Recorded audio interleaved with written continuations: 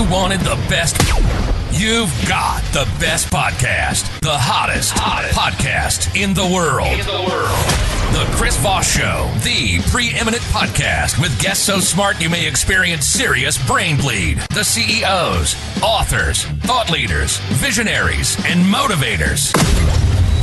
Get ready. Strap yourself in. Keep your hands, arms, and legs inside the vehicle at all times, because you're about to go on a monster education roller coaster with your brain.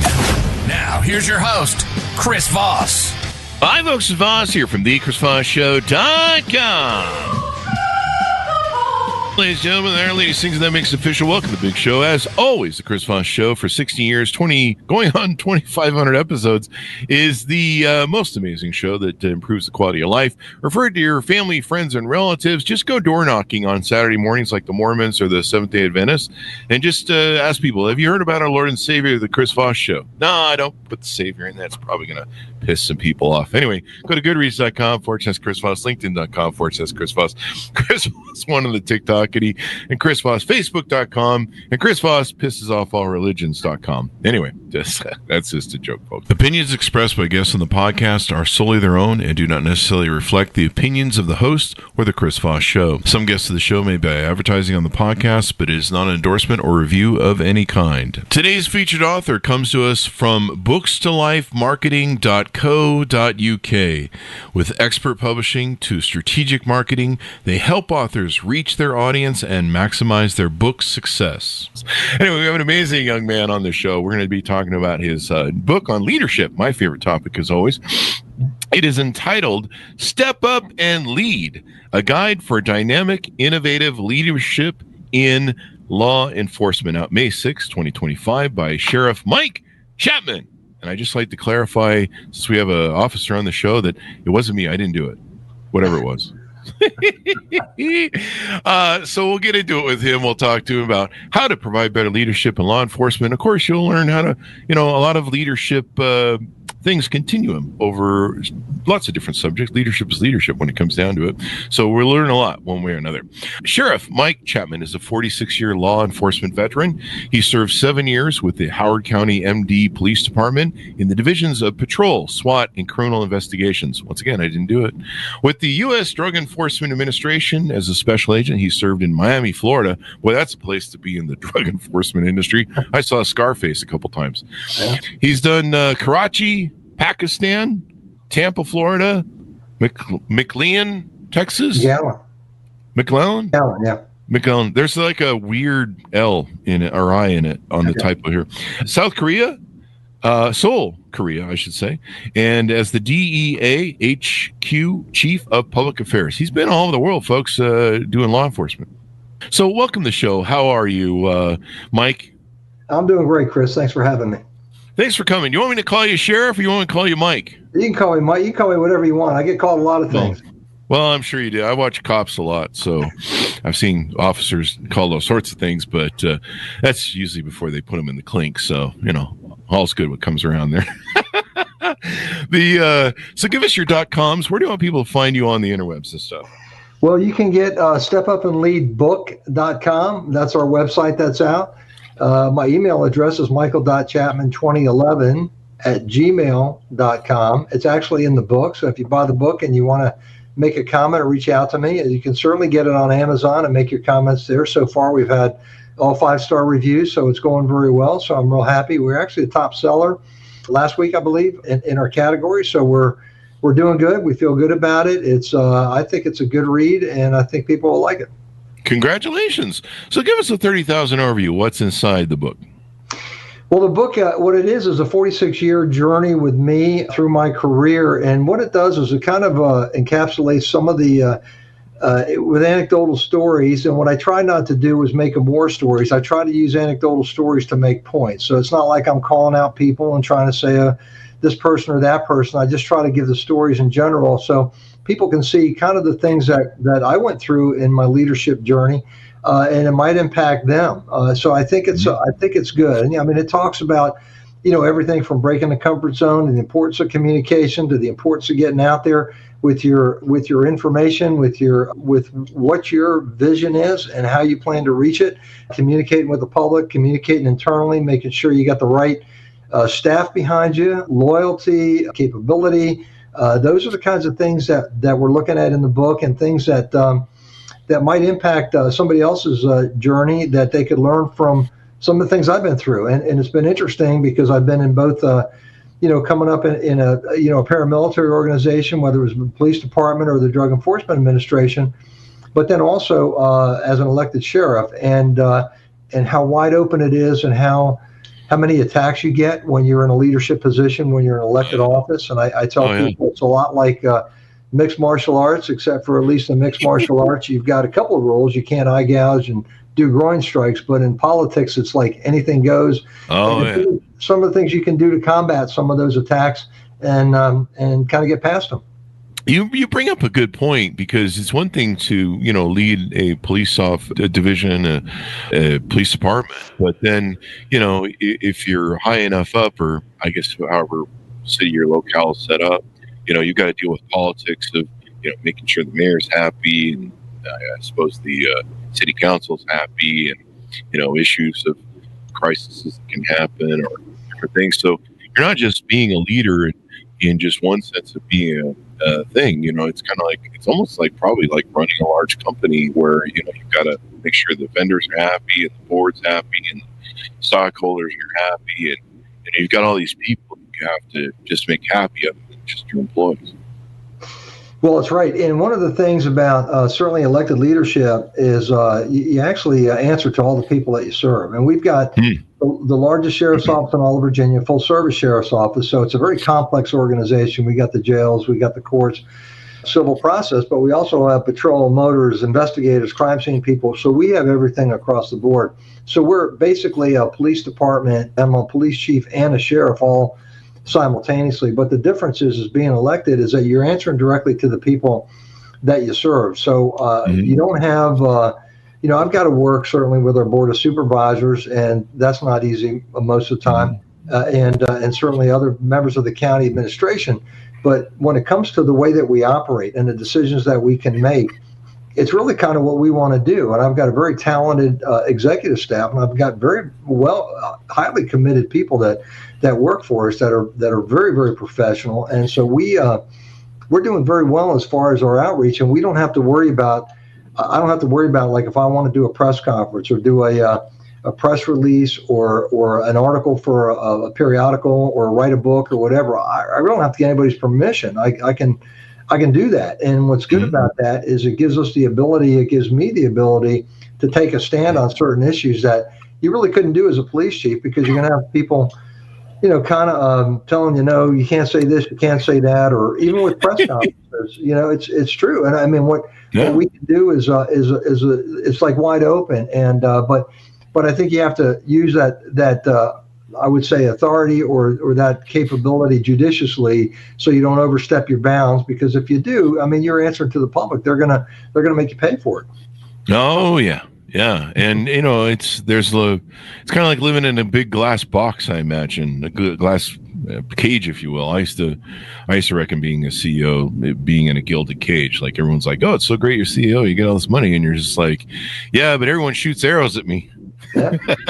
And I'm just kind of up here with a bullseye, and everyone's like, "Yeah, fuck that, dude." Like, well, this is a great position to be in. So I used to call it the gilded cage. But so when did you begin to write the book? What inspired you to write it, et cetera, et cetera?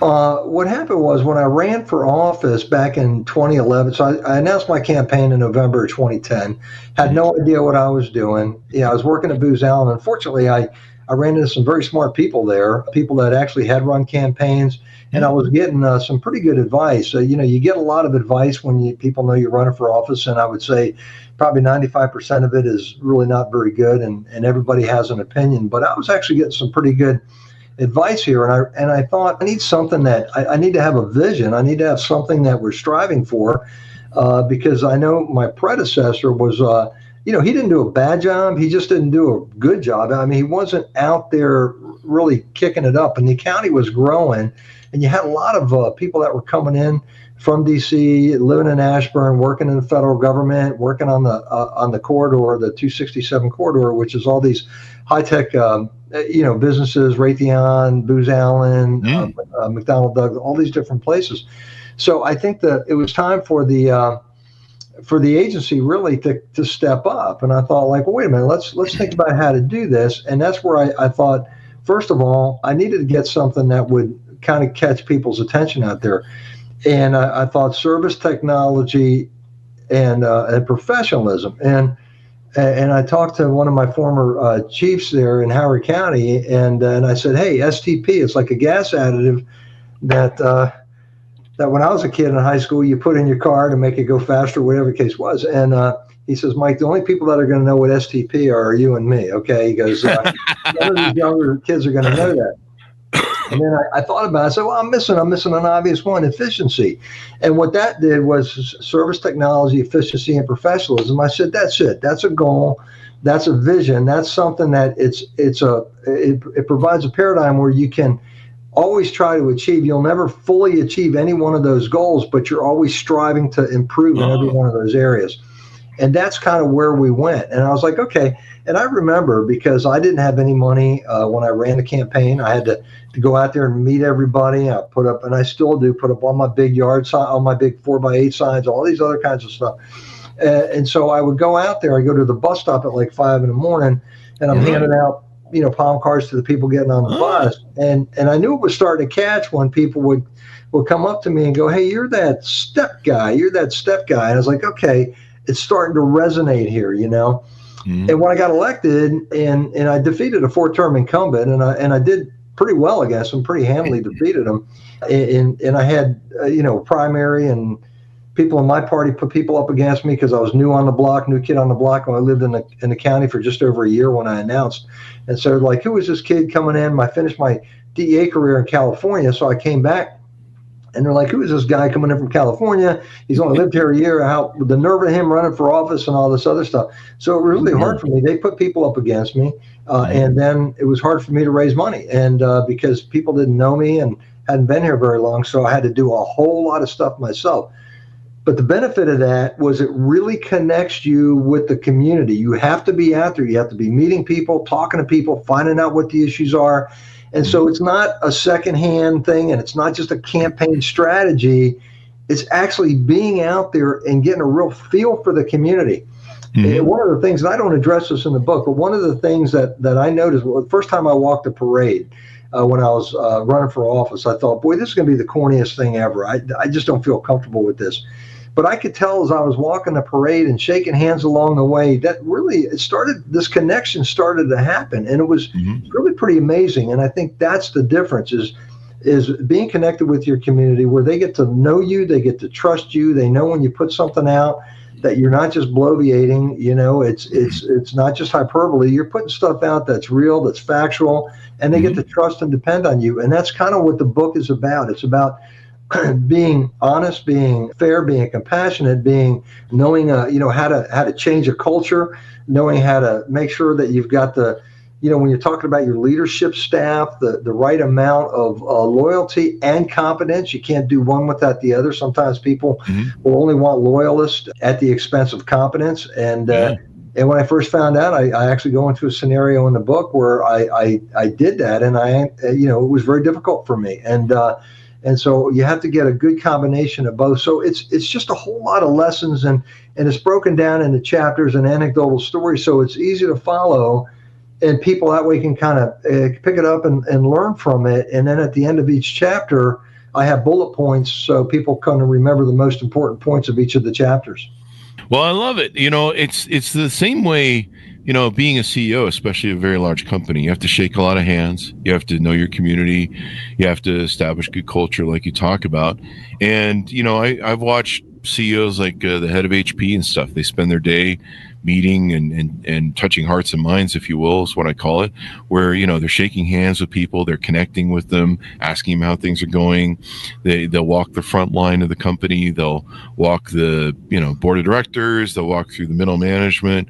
They'll try and make sure that they spread themselves around. They're shaking lots of hands, touching people. I used to do that. Touching people.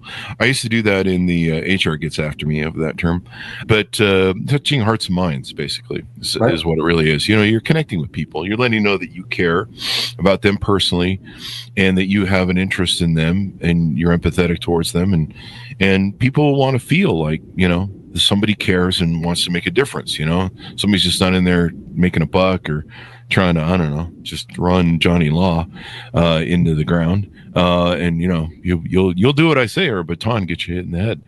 So, having that's kind of the same sort of aspect that major CEOs utilize. What made you want to get in law enforcement? How did you grow up? What were some of your influences that got you in law enforcement, and et cetera, as you came up? So my dad was a retired Washington, D.C. police detective. And so when I was very young, I would hear his stories. And I thought, man, that's a pretty interesting job. When I went through high school, started community college, I thought maybe I'll do that.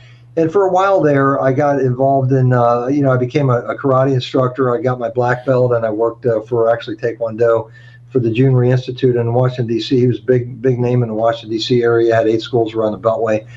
So I ultimately had my own school and did that for a while, but realized for me it wasn't a good long-term plan. I was engaged, and my wife and I wanted to get married, and I didn't think that was really the right job for me to continue to go forward. So I pursued being in law enforcement a little bit more heavily at that point, which I did, and I applied to a couple different places, and Howard County was what picked me up. And I'll tell you what, it was a great place to start. I mean, I had a few years in patrol. I did a few years as a SWAT guy, so I got to learn all that, and then became a detective. So it was actually a good training ground for me. And while I was there, I had an opportunity to go back to school, get my undergraduate degree, and then I applied to DEA. And then I thought, wow, okay, let's do this and see what the world looks like here. Oh.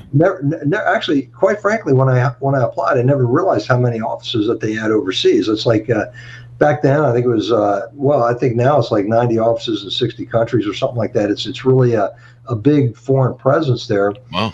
But I figured, hey, let's do something. And in fact, when I got hired, I was at the class. It was right when cocaine wars were still going on down in Miami. So about half of our class went down to Miami. Oh, wow. So that was my first indoctrination to federal law enforcement. I think I was out there for all of about 3 weeks. And the first case that we had that was noteworthy was 350 kilos. And a guy tried pulling a MAC-10 out, and I thought I was going to get in a shootout. I was like, wow, this is for real. This is real stuff down here, You tried that say hello to my little friend move.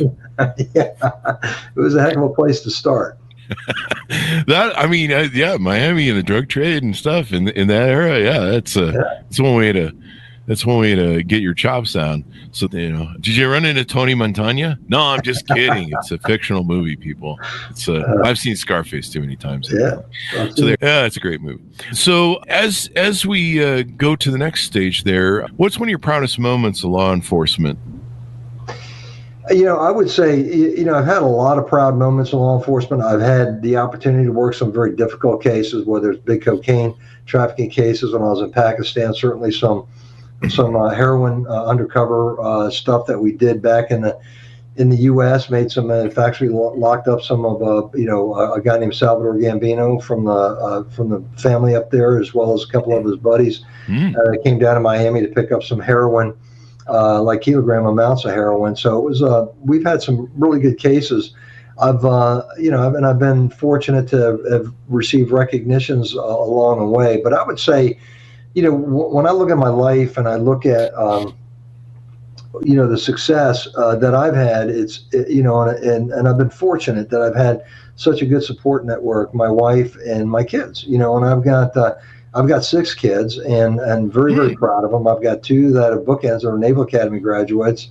Oh, wow. Graduated 20 years apart from each other. My oldest is he is now the naval attaché for NATO out there. He's a captain in Brussels.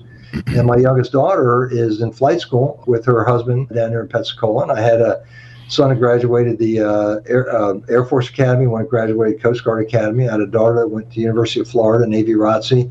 And I got a son right now who's in law school. And when I think about the fact that we moved so many places and the disruptions that my family went through along the way, and yet the support that I constantly got from my wife and the kids, it's been an amazing journey. Quite frankly, I don't know why she stayed with me, because we've been through so many changes in life, and never knowing, like when I was with DEA, every 3 years where we were going to go next. But it was always exciting, and so I learned a lot from there. And it's kind of funny, when I first got the job as sheriff, I remember going to one of these seminars with the leadership folks in the county, and I remember like everybody was getting ready to retire. I was just starting, because this is like my second career. Everybody's just getting ready to retire, and they're talking about, like, hey, what do you want to do in retirement? And they're, you go to the whiteboard and you draw boats and planes. I want to travel. I want to do this and do that. And I said, actually, I'm kind of tired of traveling. I kind of wanted to settle in and be the sheriff here, and it's worked out very well. We've had a great team. We've been through some serious challenges along the way, but right now we're highly recognized. We got the lowest crime rate in the Washington D.C. Metropolitan area, in Northern Virginia, and Maryland.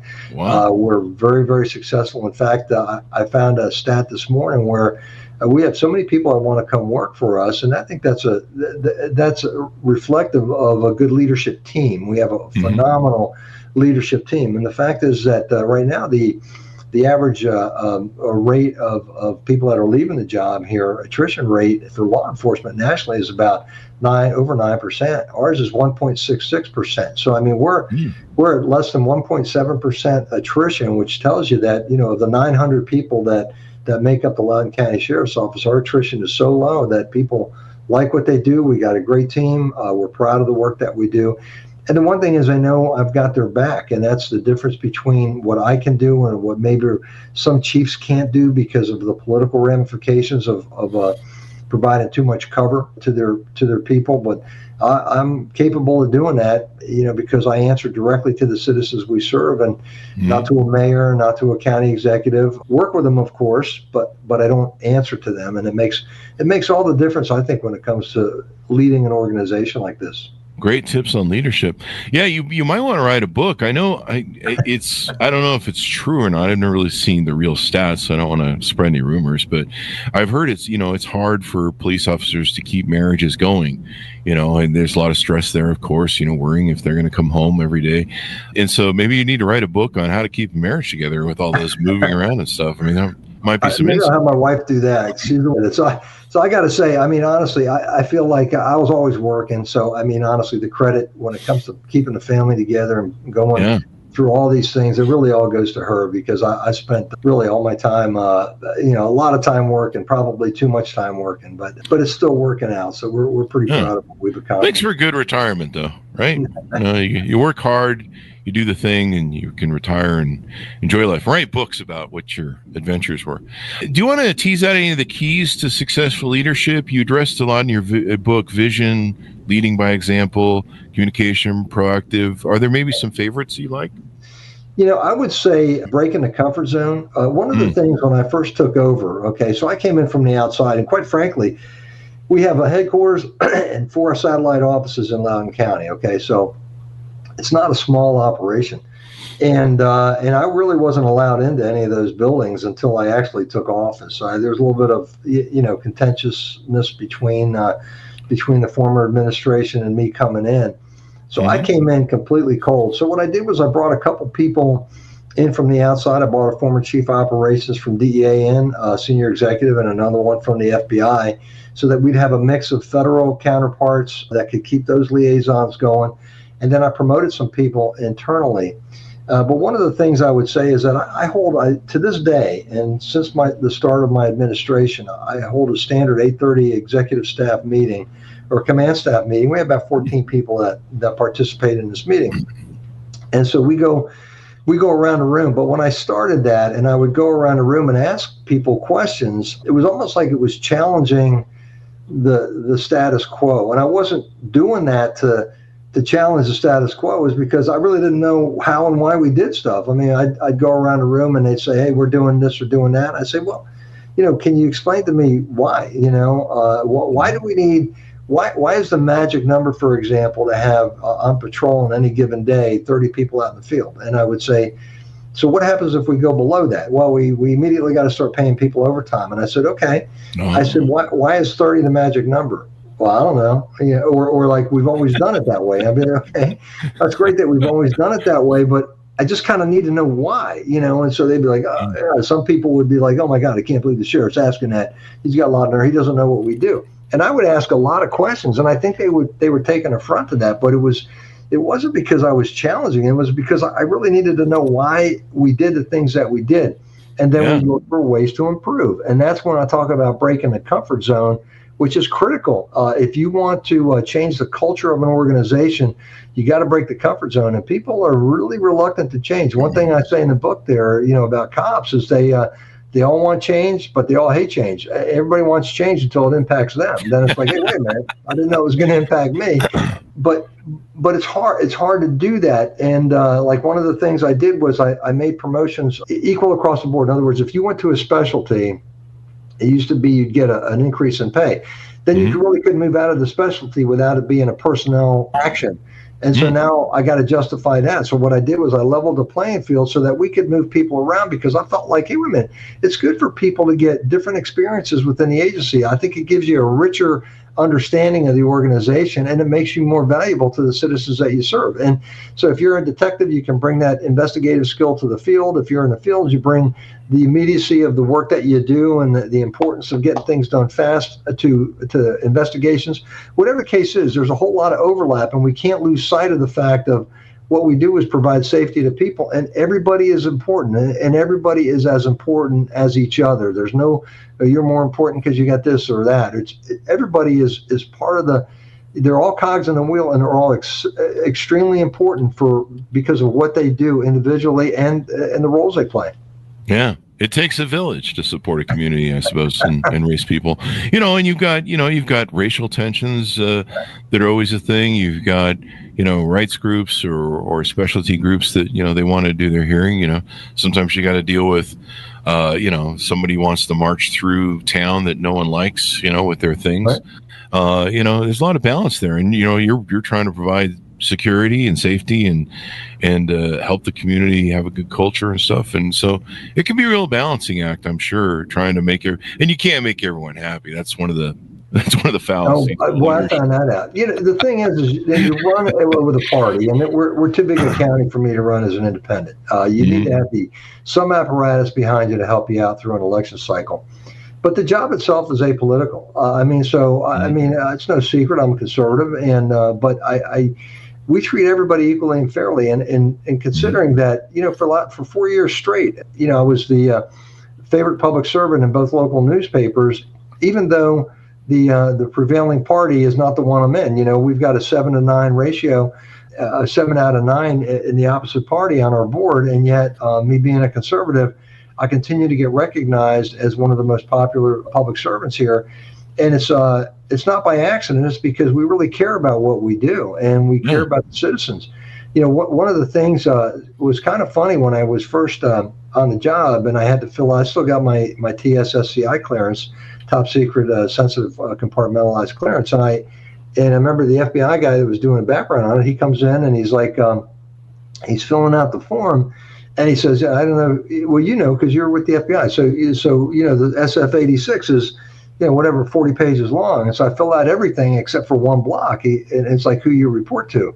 And I said, I report to the citizens. He goes, yeah, but, in the hierarchy of things, you got to report to somebody. I said, no, actually, I'm elected. I report to the citizens. And he goes, no, but I got to put something in this box. And I said, okay, look, I'm going to get all 400,000 names for you, but it's going to take me a couple days. Okay. So I think he just had to turn it in without it, but it was conceptually it's different. And it's even taken me a lot of time to understand over the years how different it is when you have that direct reporting to the citizens and how you can get things done directly with the people that you serve. And there was a move to try to make us a police department. And and the board was all out to do that, and we fought back with the public. The public came in behind us 100%, and we crushed it, because we went straight to the people that we serve. And what I like is that there's no buffer. It's us and it's them. And man, I see every complaint. I see every compliment that comes in online every single morning,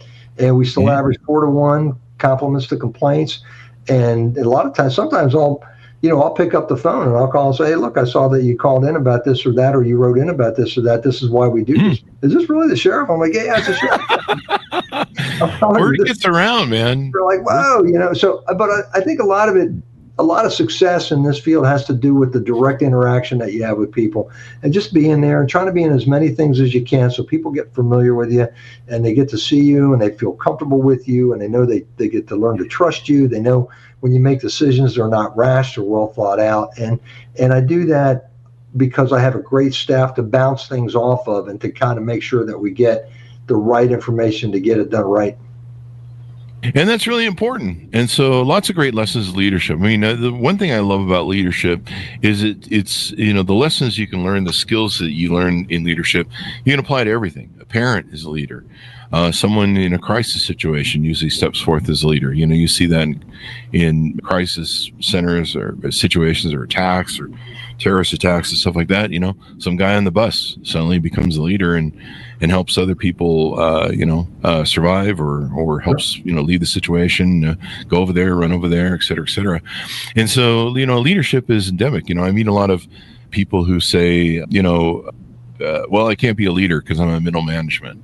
I'm like, no, you can. In fact, showing you're a leader early on at the front lines or in middle management is usually one of the things that gets you promoted, because people go, that guy has leadership skills. So it's great that all these are indicative across all the different cultures of leadership that can be done, or careers, I suppose. Any final thoughts as we go out that maybe we missed you want to talk about? No, I would just encourage people, because I think there's a lot of good anecdotal stories in here. It'll show some of the challenges that I had. It'll show some of the ways to overcome them, some of the ways to lead. One of the chapters I have is lead by example, and I certainly learned that in my, when I worked in the karate world. And it's you got to lead by example. People are watching what you do, and if you're a poor, you can, the old say, do as I say, not as I do. It doesn't work. Okay, you gotta be able to. When you tell people that you want to do something or whatever, you're going to do something, they need to know that you're going to follow through on it, And I think one of the things that surprised the workers from the time that I took the job, even until this day, is they're just not used to seeing a sheriff that'll come in early in the morning and stay past 6 o'clock, 6:30 at night. Wow. And that includes, that doesn't include really the weekends and the night engagements that I have and the presentation speeches I have to give and all that. So it's a matter of being highly engaged. And the other thing I would say for leadership is not to be afraid to take a stand. I mean, I think so. Everybody is so afraid of, like, well, if I say this, I'm going to get in trouble. I'm going to get criticized on this or that. It's like, no, let people know where you stand. So long as you can justify and articulate why you're taking that stand, people appreciate that. And I think that's the one thing about what I see a lot in today's leaders is they're afraid to really go out there, and I mean, not for show, not to go to an event and, just be boisterous to get attention, but I'm talking about actually being thoughtful, writing an article, writing an op-ed, doing an article for a magazine, doing just a newspaper article, whatever. I mean, I've written for The Hill, I've written for the Richmond Times-Dispatch, I've written, several op-eds here and there, and a couple different magazines, Lita, National Sheriff's Magazine. So there's a whole lot of things that I think are good to get things out there so people can actually, learn and respect what it is that you do. And so long as they may not agree with you, but so long as you can articulate why you do what you do, I mean, it should go a long way. And you're right, people, not everybody's going to like you. Excuse me, I've certainly found that out. Can't please everybody, but so long as you're getting to the majority of the people and they understand what you're doing, and they're understanding that in law enforcement, our job is to keep you safe. That's what we do, and we're going to do everything we can to do that. Well, it's a wonderful message and wonderful lessons you're sharing with people so they can do better. Thank you for coming on the show, and give us your .coms one last time so people can find you on the. Okay, it's stepupandleadbook.com. excuse me, you can certainly go on Amazon and pull up the book and do that. We've got in my email, michael.chapman2011@gmail.com if you want to send me a message directly. Happy to get back to you, and I do appreciate the opportunity to be on your show, Chris. Thank you. Keep up the good work. I know you get a highly rated show here, so I appreciate you having me on. Appreciate having you too. I would love talking about leadership. Thanks to my audience for tuning in. Order the book wherever fine books are sold. Learn about leadership from all different aspects of life. We've had people on here talking about leadership. I think you can go on the Chris Voss Show and search leadership, and you can find like everybody from. You mentioned one of your kids was in the. excuse me. One of your children was in the. Trying to find it here as I'm talking. Was in the Navy. Right. Navy captain. We had on the show. Oh, here it is. Right, it's gone behind the camera. We had Maverick Navy Captain Brett Crozier on the show.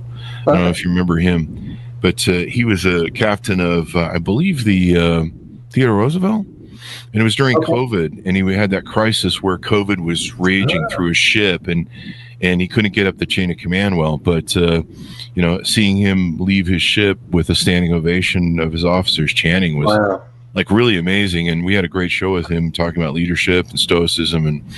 And I told him, I go, I never left a room being a CEO where anybody clapped or gave me a standing ovation. So you do leadership better than I do. So good for you, man.